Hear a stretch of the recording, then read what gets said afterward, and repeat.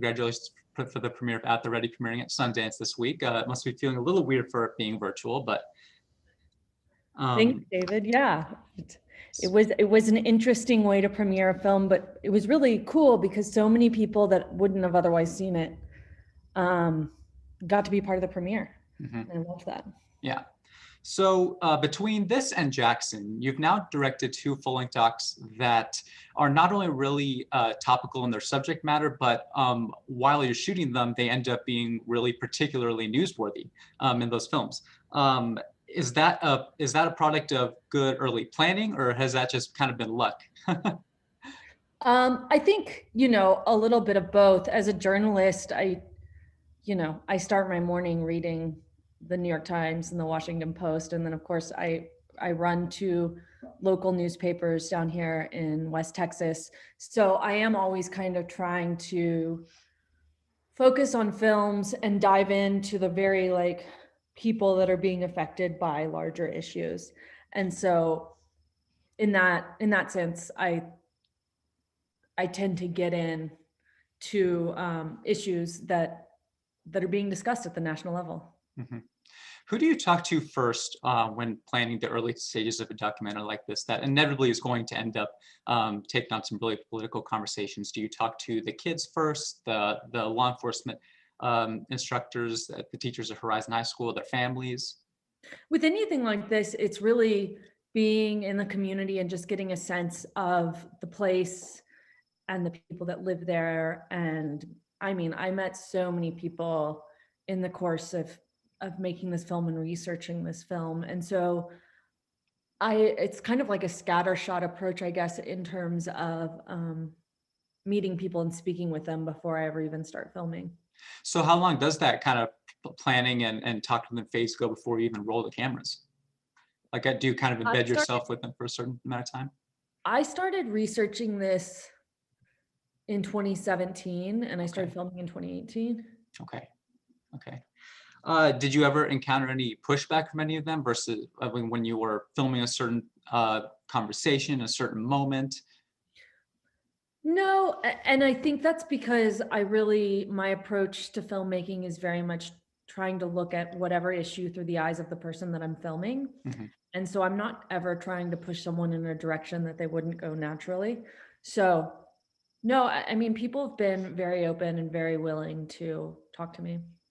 One of the things I found really interesting about the documentary is that you start off with the whole thing really takes a fly on the wall approach, I think, pretty generally. But the first maybe half hour, even 40 minutes in particular, I found really interesting that when you're talking to these 3 kids and you focus on 3 subjects at Horizon High School in El Paso going through these classes, when they're talking about the main reason they're interested in getting into law enforcement and potentially also becoming a Border Patrol agent, the main thing that seems to come up first, at least, is the potential of a good salary and just a good paying job. And I found that really interesting. What was your thinking on that? Were you surprised by that? And being in Texas, you must have had some kind of background as to just the economic situation in general. So yeah, I mean, I think in any circumstance, and in particular when you've potentially grown up without a middle class income, I think that's important. I think people want jobs where they feel like they're being paid fairly. I mean, I think that's why we have a discussion going on right now nationwide about a $15 minimum wage, which I don't think is unreasonable, And so, of course, I think in the US right now, it's totally, to me, it's not surprising at all that someone would be considering the salary options of the job that they're looking at. There's a moment in the documentary where one of the subjects you're talking to reveals something intensely personal, and they go on to say that they actually hadn't revealed it to anyone else. In that kind of moment, what kind of new responsibility does that put on you, and or does it change your approach to the larger story? Are you referring to Mason? Yeah, it actually, the first time Mason told me about his sexuality, we were leaving a football game. I had already shut off the camera and we were talking, and he just was like, I'm gay. And I was like, no, I didn't know that, but I also hadn't like really, my head didn't go there. I wasn't thinking about that. Uh-huh. And we just, he specifically told me that he brought it up because that was a really big struggle of his, was trying to find a support system, and a support system that supported him for who he is. And so we talked about that a lot. And because at the time he was not out to anybody, I went back so many times and was like, are you sure you're okay with this? Do you want this to be in the film? Like, this Sure. very much needs to be an open discussion between the two of us. And so, with sensitive information like that, it's always something that I want to make sure the person who's participating in the film is willing to share. Yeah. So your last full-length documentary, Jackson, which came out, I believe, in 2016, that took you all the way to Mississippi, obviously. So seeing as you're based in Marfa, with this story being much closer to you, just a day's drive away practically versus maybe a day and a half or so, does that make this project much more personal to you? And if so, does that also kind of make it harder in any way? I think they're both personal to me, and for different reasons. I mean, Mhm. Jackson was very personal to me because I'm a woman, and because, accessing healthcare as a woman is really hard in this country. Mhm. And this is personal to me because, I grew up in South Texas in Corpus Christi, and I live now in West Texas. And so, of course, being here and seeing these things and understanding how complex the border region is, of course, that makes it personal for me too. So, um, I prefer to lean into telling stories that that I have some understanding of before I go into them. Sure. I'm really interested, given in your background as a journalist, to chat with you a little bit about this kind of blossoming conversation we've had. It's been simmering a little bit over the last 4 or 5 years, but definitely over the last year or two, I think, about objectivity in journalism and what that entails, how that might be different now, how maybe it's always been different, but maybe some of us haven't just realized it. Um, in a story like this, how do you stay objective, or is objectivity even the top priority? For me, it's like not a matter of objective or not, because I'm looking through the eyes of the students. Okay. So I'm not like seeking to tell like both sides of the story. I'm really aiming to share with viewers the experience of these individuals. And so, with every scene that we put in the film, it was a conversation of like, what does this add to the individual experience?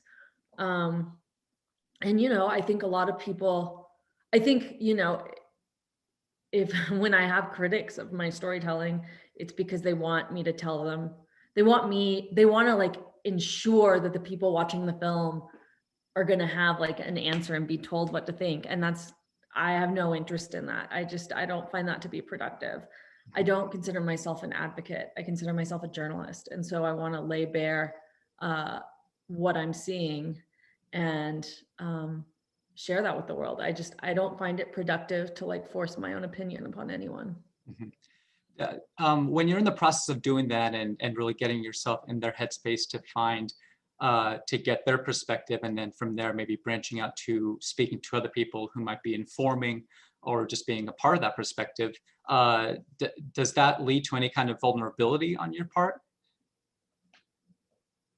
Like, do I become vulnerable? Yeah, like do you maybe find yourself thinking of certain people and or angles to take that I guess maybe, or maybe they wouldn't be there before. Maybe not vulnerability is not the right word, but Uncomfortable or something? sure, yeah.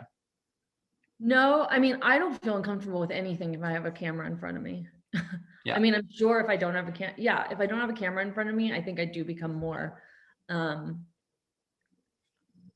more reserved. I mean, of course, if I have a notepad in front of me and I'm writing something, it's like if I am out in the world, encompassing my role as a journalist, then there's really no situation that I feel uncomfortable going into or vulnerable.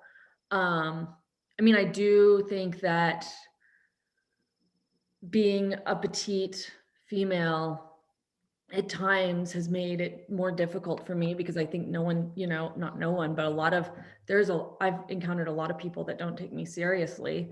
And whatever, that's their own issue, but it can become challenging when thus I'm not granted access because they think I'm, all the time I get asked like, oh, are you in high school? What film are you making a film for your high school film class? And I'm like, no, I'm 39, like it's kind of crazy. Yeah. Um, so yeah.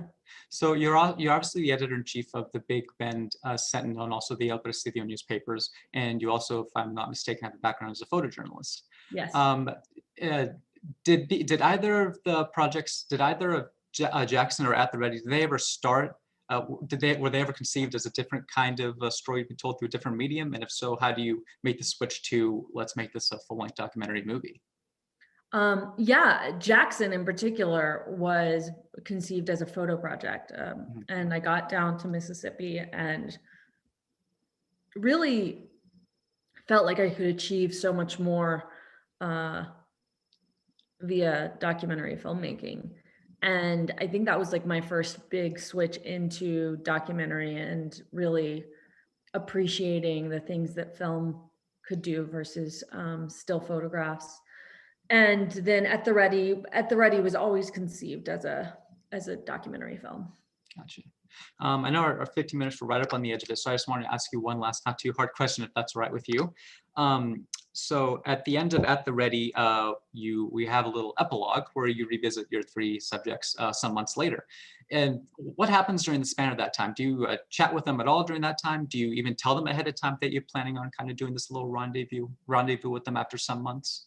How does that work? Yeah, I mean, I think, from conceiving the film and like once I guess I've really bonded with someone and decided that they're going to play a main role in the film. I mean, it's always an evolving conversation, and it's not like, oh, I stopped filming at graduation and then we don't talk for 6 months. It's kind of always evolving, and I don't think you're ever really certain that you're going to be done until you're done. Yeah. And so it wasn't, in making the film, it wasn't like, okay, and now I'm going to go get these 6 month later ending pieces. It happened that way. And I think because when you graduate from high school, I think the push into adulthood just happens so fast, and so a lot happens over those months. Sure. Yeah. Maisie, thank you so much for taking the time to speak with me this morning. Again, congratulations on the premiere of At the Ready, and I hope that a lot of people catch it. Thank you, David. I really appreciate it.